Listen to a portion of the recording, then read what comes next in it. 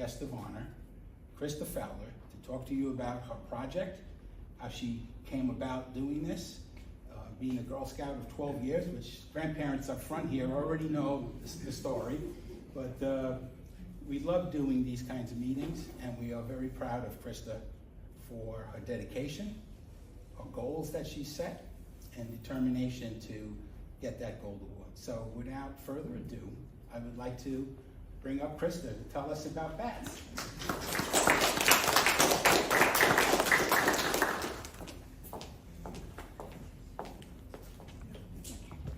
So as you mentioned, my name is Krysta Fowler. I'm going to be doing a presentation about the Gold Award project that I'm doing with Girl Scouts.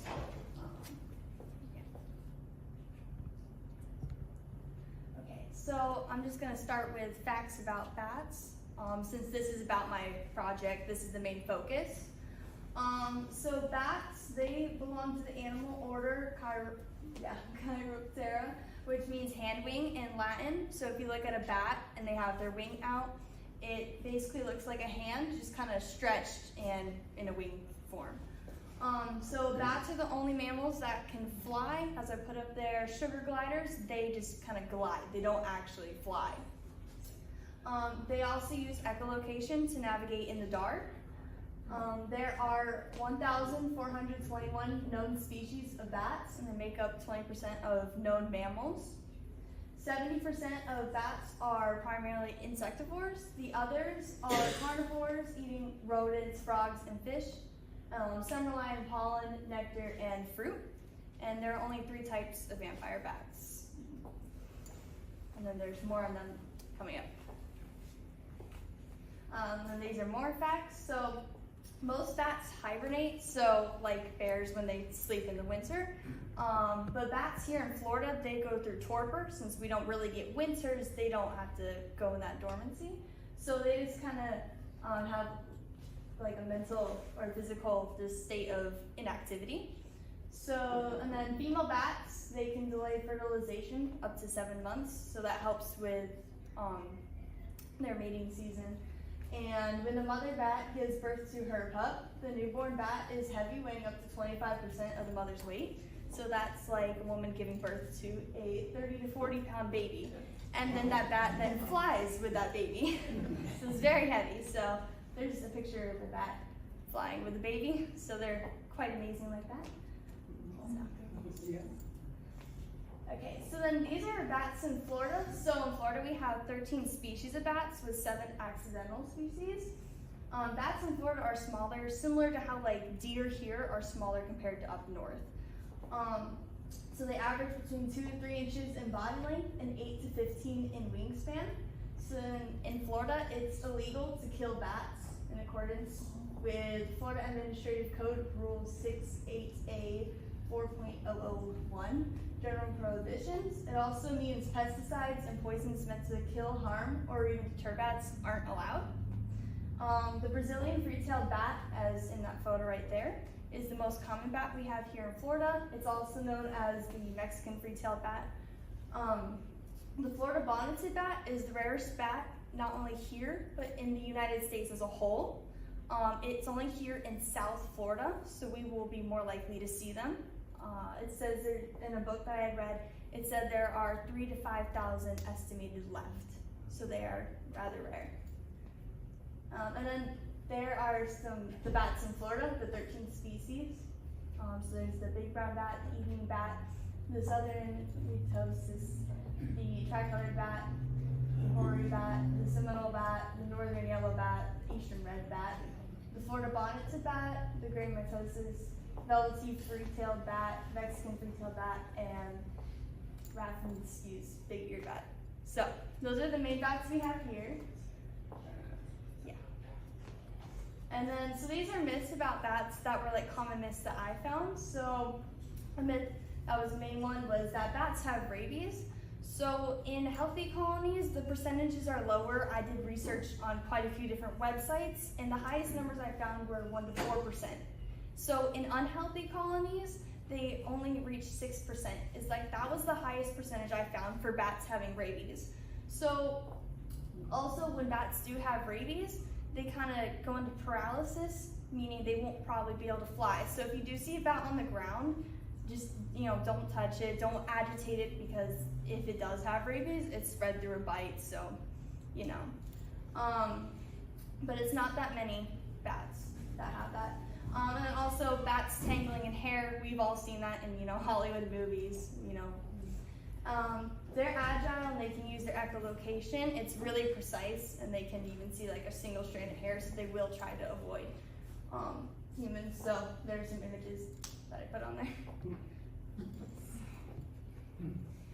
And then bats drinking your blood. That again is another thing that I've seen in a lot of movies, a lot of pop culture, that bats are really scary. They bare their fangs and they just drink you dry of your blood. So there are only 3 types, as I mentioned, of vampire bats, and 2 of these are specialized mainly in bird blood, so they won't go after humans. And they usually try to target animals that already have an open wound, and similar to how a cat laps up water, they lap up the blood there, and the animal doesn't really notice them. Now, if the animal in question does not have a wound, they will use their small scissors that they have to do a small cut, but the animal isn't really harmed in that process. And then another one that I found, which was a big one, was they transmit viruses like COVID-19, SARS, MERS, and Ebola.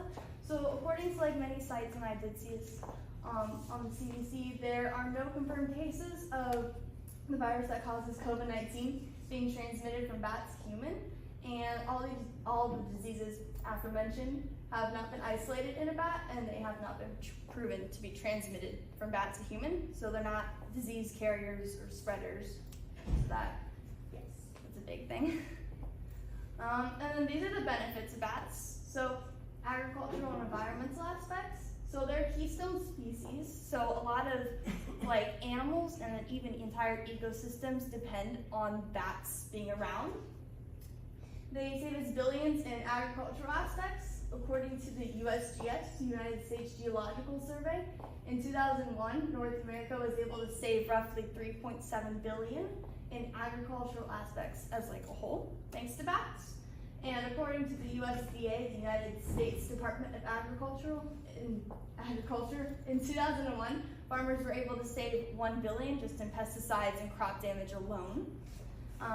Bats are pollinators, so unlike bees and butterflies, bats travel miles during the night. So they're able to spread the pollen farther distances than bees and butterflies.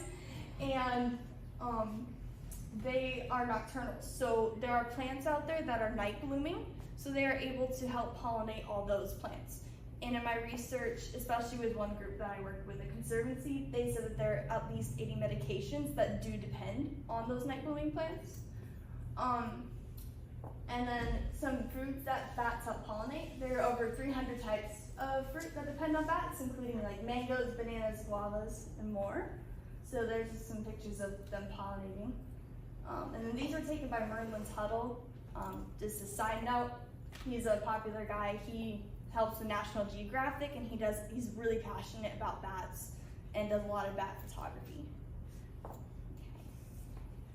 And then these are more benefits. So they help with economies. With all their fruits, like I mentioned before, like the mangoes and the things that we find at the supermarket, they help pollinate those. And then also the agave plant, for those older in the crowd, they help with tequila. So those economies are helped with their sales thanks to bats. And then bat guano, their poop, is valuable as fertilizer, and some cultures use that for different aspects. And then speaking of cultures, mainly Asian ones, they see bats as symbols of luck and happiness. That's a painting that I found by a Japanese artist. And then vampire bats. So in Latin America, scientists found that vampire bats have a potent anticoagulant in their saliva. And this helps the bats prevent blood clotting when they do drink, some of the animal blood. And it also apparently helps us develop medicines that can prevent strokes with us. So, this is something that I found. So, since a lot of bats eat mosquitoes, I searched up the deadliest animal, And number one on all of these following sites, which are the first sites that popped up, mosquitoes were there, resulting in a lot of deaths, sadly. When I searched up like the scariest animal, bats were always on there. But so that's why I'm here, like, trying to prevent that. So that's just something I wanted to have. And then, so what's affecting bats? So, namely for here in Northport, there's a lot of city growth. So I did speak with some of the city, and they said we're the second fastest growing city in the United States. So we are definitely growing pretty rapidly at a rapid pace, resulting in some like habitat loss. And this growth isn't bad, but some land should be preserved a little more. And then there's also white nose syndrome. So these are bats with white nose syndrome. It started in New York in 2006 and it spread across the country. It's a fungal growth that grows in the bat's body, starting with its nose, and it can go to the rest of its body, its wings.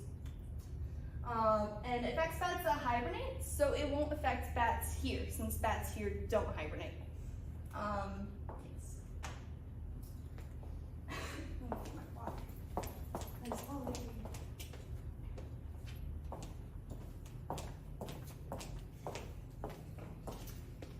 So this is a map of white nose syndrome. Pardon. And so in the red is where it started, and it spread within the past 10 years of when it's 2017 to where the purple is. So it spread quite a bit, quite fast. And it has killed quite a few bats. So.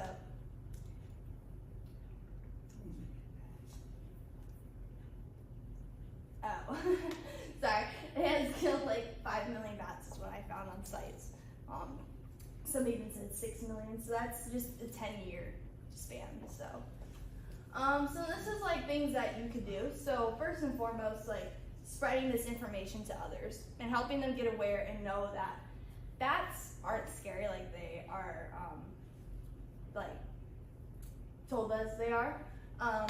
Another thing that you could do is like if you're able to put up like bat houses in your backyard. If you're not able to, you could still kind of get the word out there by visiting bat houses. So as part of my project, I put bat houses up at the Garden of Five Senses, Blue Ridge Park, and the Scout House across from Dallas Light. The city also put bat houses up at Butler Park. And they have a pavilion where bats do stay too, so if you go out just before sunrise, you can watch all the bats come out. And also, if you see a bat in distress, like report it. Try to avoid picking it up unless like no one is able to come around, and as long as you also have to make sure you have like protective gear just to not harm the bat or because they are a keystone species and they're really important. And then if you're visiting another state, since again bats here they don't hibernate, so they don't get affected by white nose syndrome.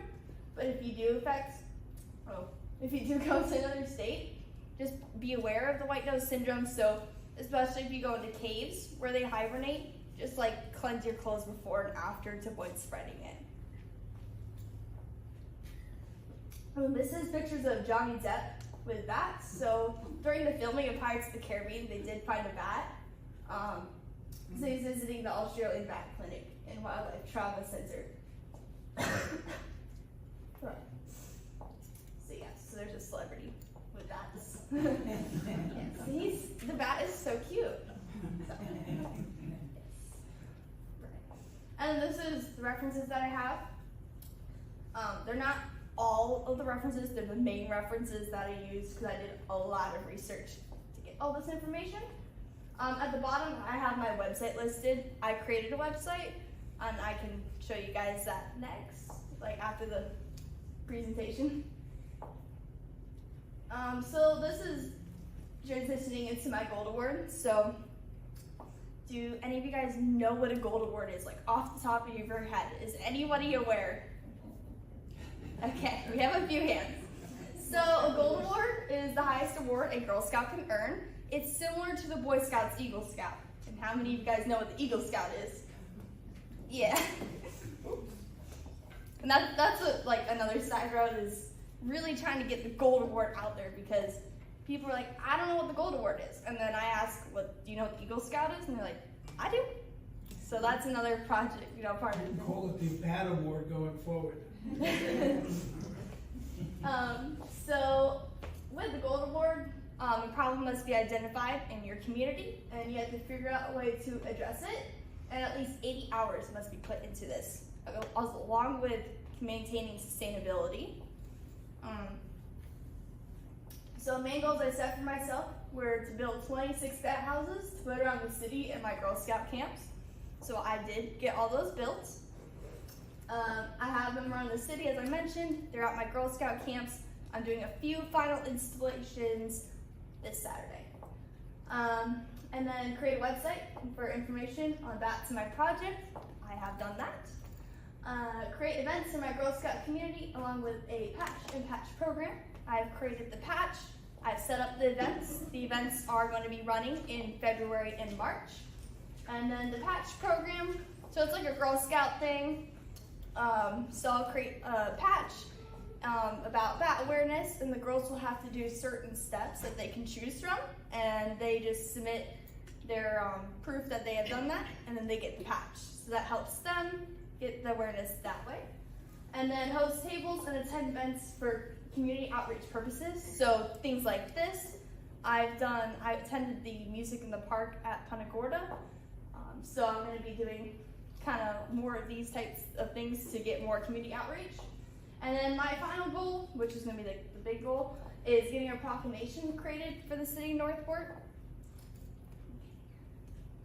So these are pictures of everything I've done. So on the far left, that is me researching. The lady there, she works at Peace River Wildlife Center, and they're a big group that I've been working with.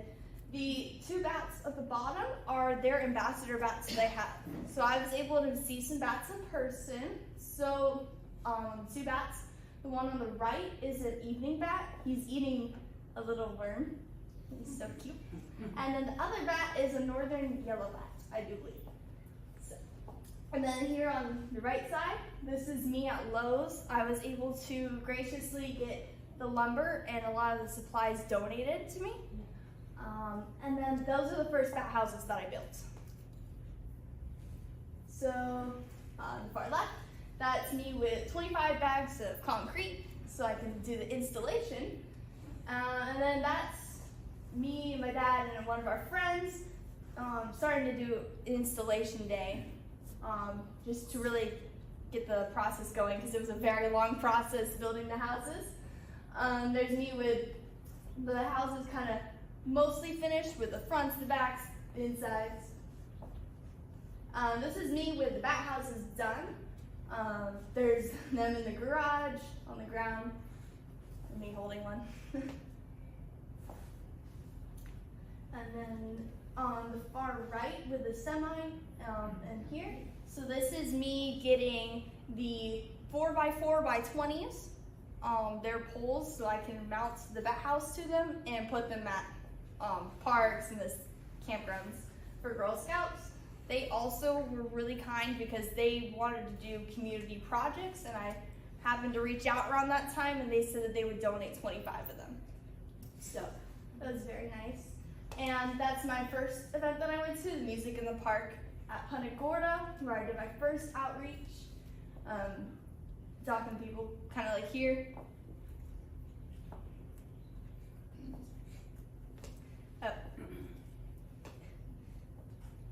And then this is the first installation I did. So we did it with one of my dad's friends, and we were able to put it up. And that was kind of our test run to see what did and didn't work. How are we going to get this 20-foot pole with the bat house in the air and then get it into the hole that we had to dig? So it was a lot of fun. Yeah, there's a picture of me in comparison to the pole. Very small. On the far left, this is signage that I was putting up. Just kind of information, and then that this is my Gold Award project by me. The red thing, it goes into Android phones. It's a bat detector, so it will detect the sounds that the bats make. And then it has an app, so it can play the sounds back to you, and it will identify which bat it likely is. And if it can, sometimes we'll give 2 options because the bat sounds might be a little like similar. So I was able to see that, and then that's me using it at Butler Park because at the time I just put my bat houses up, so I was like, there might not be bats right away. So there's a picture of a bat coming out of the Butler Park. And then this is me on December 13th doing bat houses around the city. So far left is me at the Garden of 5 Senses, and then far right pictures are me at the Scout House by Dallas White Park. And then there's me at Blue Ridge Park. These are the city people that helped me with it, just so I was able to get the process done a little bit quicker. And they have more strength than I do to lift that up. And I put 2 at each location. So, and then this is me at my first Girl Scout camp in Bradenton, Florida, putting up bat houses. So this is me and my dad, and he was the strength there. And then there's some more pictures. And in the second one from the left, that's me just kind of mounting it to the pole. And then there's pictures with the houses up in here. And this is me at my second camp at Fort Myers. Yes. So on the far left, just to give like kind of an explanation of the process. So what I'm kind of holding down my foot is the mounting bracket. So I mount that to the pole first, and then I mount the bat house in the second photo on top of that, and then we lift it up and put it in the hole. And there's some more photos of it put up. I put 6 at the other one. There's 4 at this camp. And this is final photos that I have. That's my sister. We made some goofy photos. And yes, that's what I have. So thank you for listening. And if there are any questions, I will answer them to the best of my ability.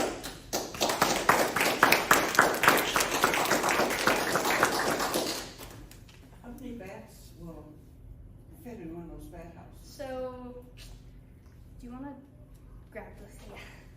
So I have bat houses for display. I already have people that are getting them installed. So,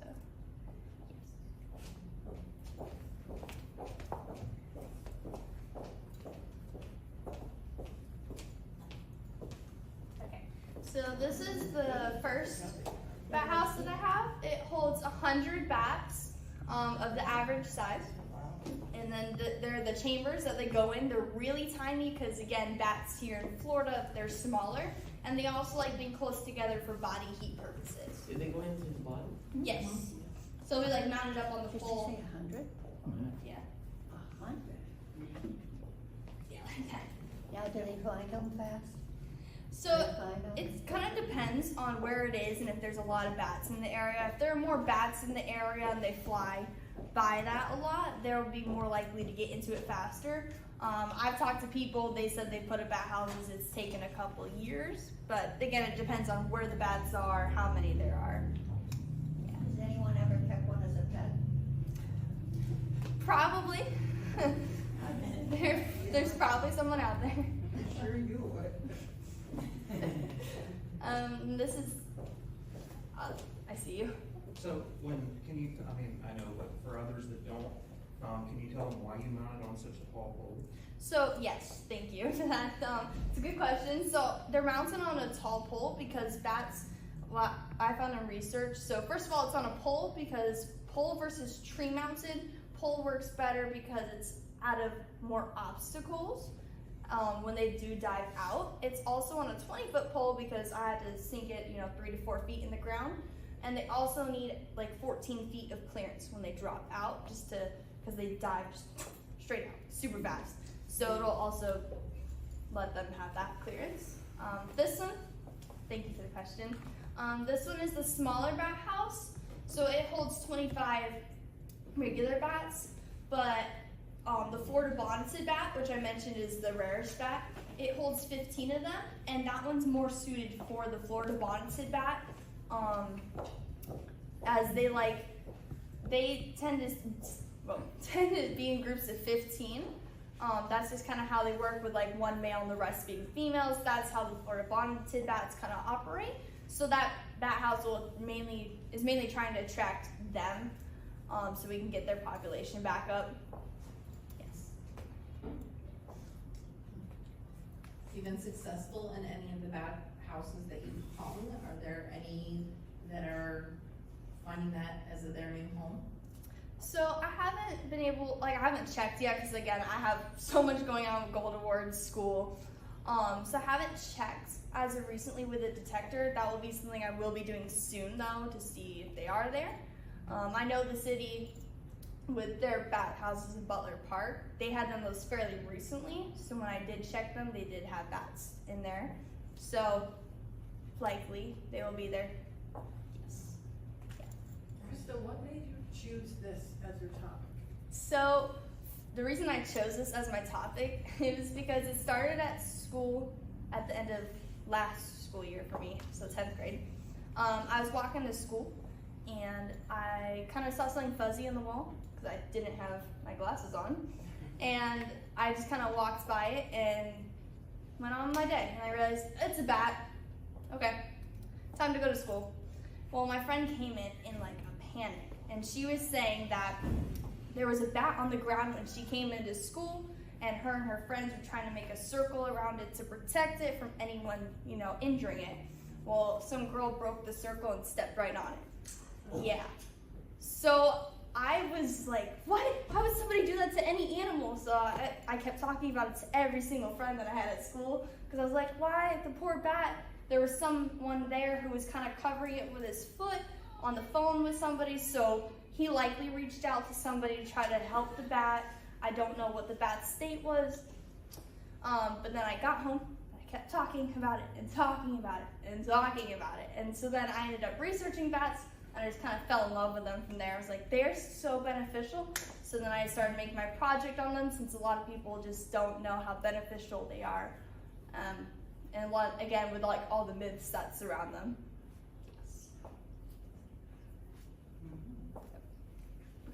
Have you ever had opportunity to go to the Carlsbad Caverns in New Mexico? No. Well, I can advise you to do so if you're a bat lover. They come out of there in black hordes, and they fill the caves with guano. Yeah. They built a railroad to the caves, took that guano out, and that guano was used as fertilizer to start California winemaking. That's cool. This is this brings me to this photo here. This is their bats flying out of Bracken Cave in Texas.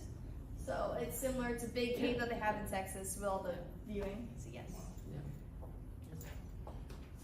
Does your organization sell these So animals, or what? Because I started doing some research on my own. There's different materials, and some are better than others, etc. So I made these bat houses. I made a set number kind of as a goal. So I'm not currently selling them. I've gotten this question a lot. So it's kind of up in the air for me of like, after I do my gold award, do I want to start doing bat houses kind of for sale? Just kind of, because I have seen bad bat houses where their designs being like way too wide, or, just kind of faults in the design. So that's something. There was a website that I did get inspiration from that I can pass on to you, just kind of for ideas. So yeah, thank you.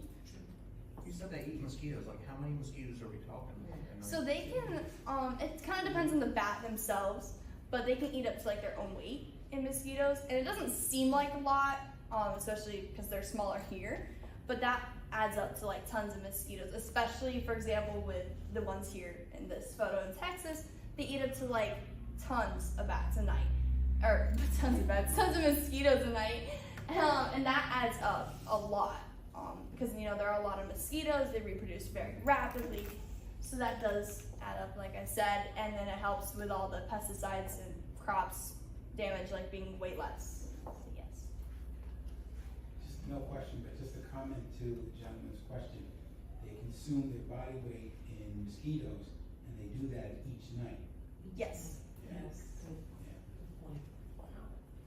How did you find the relationship working with city representatives as you developed one, the line of questioning that you would have for them, but also how they felt about your project.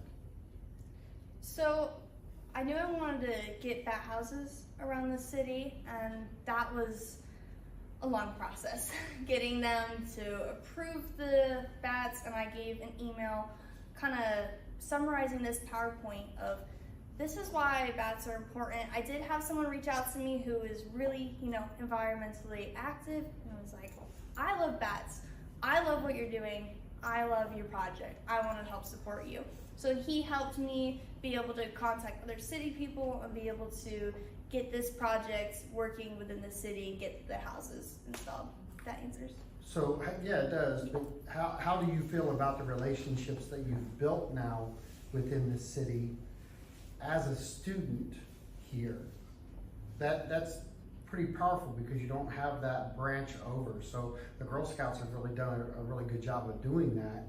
And you've done a good job picking something that you had to not just talk about wildlife, but you also had to build some bridges and educate people on why. So that relationship pattern that you had to build, do you find that to be inspiring too for you? Yeah, I find it inspiring for me because I was able to reach out to people, and they were able to see that the things that I care about are also important to other people. It's not just me. So they were able to really help me, and so I really appreciate everyone who's helped me in this project because there have been a lot of people. Yes. When is your Northport proclamation?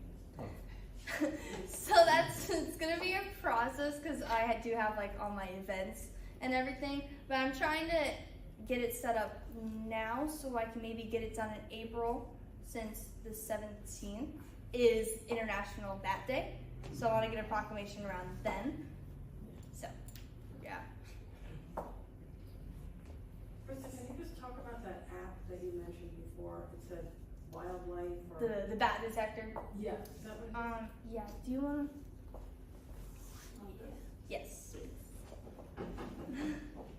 it's an app that we can So download? yeah, it's an app you can download. It's for Android phones. So I know there are a lot of Apple users nowadays. And then to be able to use the app, you would have to purchase the device. It was $175. I did get a discount of 25 off, so it's still a little pricey. But for the patch program that I'm going to be doing, I'm going to add that as a part. I have two, so I'm lending them each to my Girl Scout camp to let the girls use, so they can detect it too and be able to see the sounds. So I can show you. So this is kind of like when you open up the app. This is it saying that I had to put in the device. It's wildlife acoustics, right? It's or echo meter. Yeah. Okay, thank you. You're welcome. And then there's a setting here, and it gives you different modes. So there's recordings. So you can go in here and save recordings. It automatically saves them for you. This is a recording that I did at Butler Park. Oh, that's random. Okay, so this is what it looks like. So this is the bat's sounds. Yeah, I'll play. Okay, and then this is what I can play. Yeah. Yeah. So then when you do play it on the detector, it plays back for you so you can hear it as it goes. And then there's a little icon here. I know it might be a little hard to see, but it's yellow. You could maybe click on it. There we go.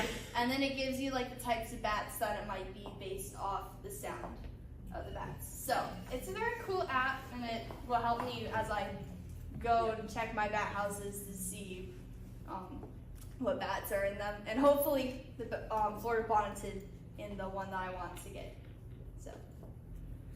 So you talked about the students at the school and how they treated the bat before. What kind of reaction are you getting now when you do your presentation and you talk to kids about the bats today, now that you have the knowledge you have? Yeah, so I did put a bat house up at my school as well. So I had to talk to my principal, get all that approved. That took a little bit. So I worked with the construction and environmental teachers to get that set up. And there were some kids who were out there from the construction class, because their class is kind of like a free class, so they were able to help me, and I was able to talk to them about bats, and they're like, that's really cool. I've talked to some of my friends.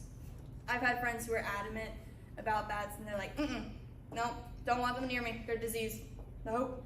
But then I've talked to them, and they're like, okay, I see the angle you're coming from. So they're like a little bit softer now, and they're kind of more open to seeing that, bats just aren't something that, how they see them in like Hollywood, for example, with all the myths.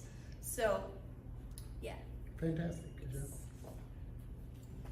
So, I mean, you've obviously done hundreds of hours of research on this already. Is this something that you're going to pursue now as a young adult to continue the research and maybe get into like University of Florida or University of Tennessee or something like that that has programs specifically for bat research? Or So a little more than done? Yeah. Hopefully you're going to continue. It's amazing to hear young people like you that have done this kind of stuff, and the things that you're doing for the community is just awesome. So I hope you do continue. Yeah, it might be something, again, for me just in general. I have no clue what I'm doing, to be honest. In the future, like I have interest, I'm just not exactly sure which road I want to go down, which road would be better for me. So I'm kind of figuring it out. Couldn't you patent it and years later maybe sell it to residents? Because if you have bird feeders, people would want a bat house. Krista Shark Tank. Just Shark Tank. Absolutely. Yeah.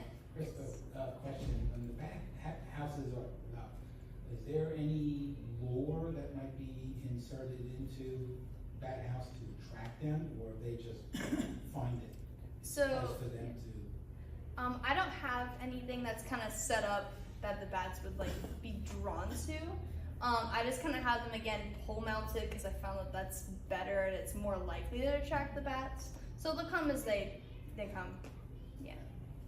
Yes. When you set the back houses up, do you go away from the lights so that the bats aren't detracted from getting into the back house? So I put them up like again at parks, for example, so they're not necessarily near lights, and they also face southeast is what I found, because that's where the sun is, and that helps them with their cycle for being nocturnal. So I did make sure that all my bat houses are facing southeast with like a compass. Yes. Is there any more questions? Did you come up with a design? So with the bat houses, I kind of did take inspiration from a website like I mentioned. So I mentioned Merlin Tuttle earlier. He does a lot of photography, and he does a lot of advocate stuff for bats. So I kind of took inspiration from bat houses that he said, oh, this one looks good, this one looks good. So I kind of did that because I was like, what are the dimensions for a bat house? Yeah. So that was one thing I really wanted to figure out, and I did find out that, again, the smaller spaces work. Yeah. You want to show that video of Merlin Tuttle, or do you want to do your Website, yeah. Are there any more questions? Thank you, Krista, very much. Yeah, I'm gonna show my website now, if you guys don't mind. Just kind of like do a brief overview. I do have at the table back there, I have pamphlets with basic information, and then cards with a QR code on the back of them. That leads to my website. So, I will go pull that up now.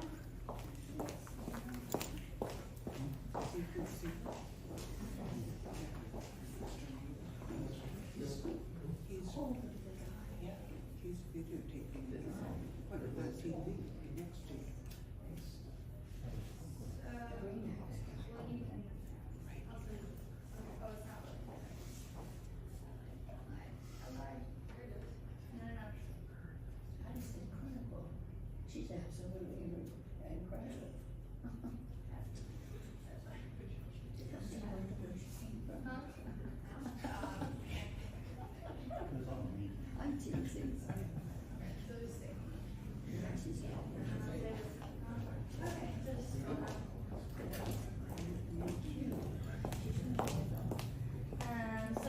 my website.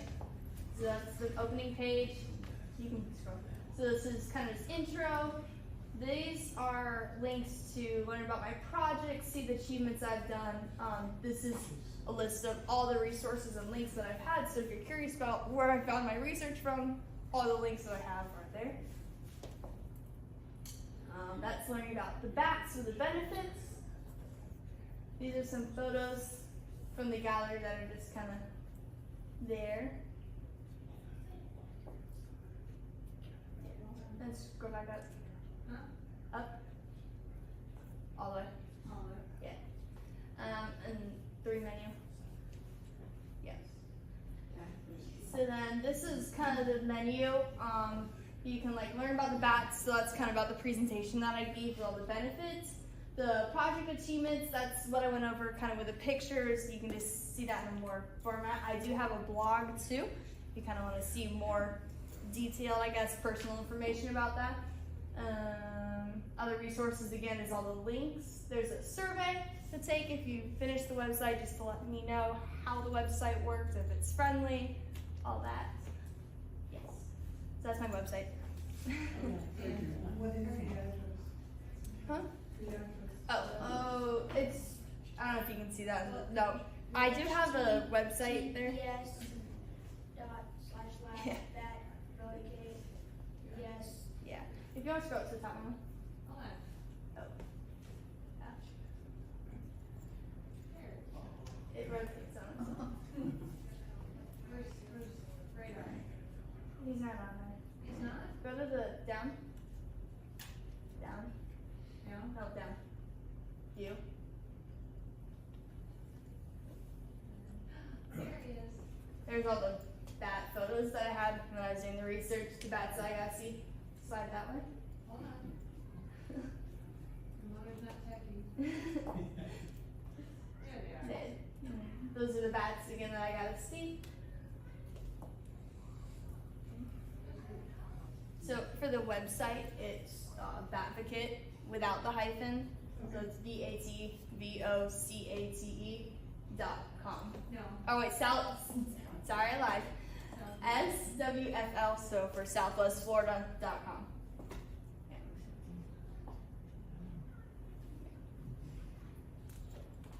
Yes. How many patches do you have? Yes. So many. Sure, look at all those.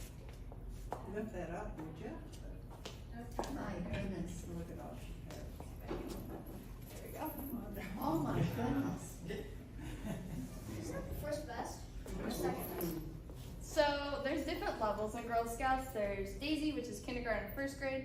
Brownie, second and third grade. So wait, Daisies have the blue vest. They're really cute and little. And then there's Brownies, second and third grade. They wear the brown vest. There's juniors, fourth and fifth grade. They wear the green vest. And then cadets are all middle school, so 6th through 8th grade. They have the beige vest. Every other grade or level up has the beige vest. And then there's senior, which is 9th and 10th grade, and then ambassador, which is 11th and 12th grade. I'm an ambassador in 11th grade. I just got this vest since starting high school, so this is 2.5 years worth of patches. Yes. My other vests look just as full as this one. Yes. All right. Krysta, Yes. you're an amazing young lady. The work that you've done, research, the hours. I know your grandparents and your mother is very proud of you. We are also, and that's why we wanted to host this meeting for you. It's funny, I didn't know much about bats until I talked to Krysta. And I thought, you know, this would be a great thing to call the city and talk to the city and see what's going on. Do we actually have bats in our parks? So I got in touch with Sandy Funheller, who's the director for Parks and Rec, and she responded, and I nearly fell off my chair, that they do have bats in our parks. And then I found out she listed a couple of the folks that actually, they said, you know, we are also working with a Girl Scout.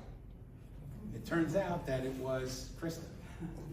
So, yeah, we had that conversation, and I was hoping that they could have been here tonight, but they couldn't. But I really appreciate the work that they've done with Krysta to put these bat houses in the parks, and I want to thank you for reaching out to us to allow us to highlight the work that you're doing. And we want to wish you, and not only myself, I have 3 board members here. The other 2 couldn't make it tonight, but we have Lance, we have Walter, our chairman, and we have our secretary, Mary Jude, and myself. So we are very happy that you allowed us to share your project. And I just want you to turn again and show the medals, the patches. That's the one, and then That is incredible. that is, you can turn a little bit toward me. That is amazing. That's really amazing. Good luck to you. You're gonna go far in life, and you're a very smart young lady, and we appreciate it. Thank you again. And Thank you. we thank you all for coming. Thank and, you. Also, I just want to mention, go out to our website. You will see a list of events. The next one, like I said, would be with the nonprofits. But in February, we're going to be hosting right here, the city, to talk about what's going on, the direction the city's going, and it'll give residents an opportunity to have a voice and ask questions so you can learn more. So thank you again for coming. Appreciate it.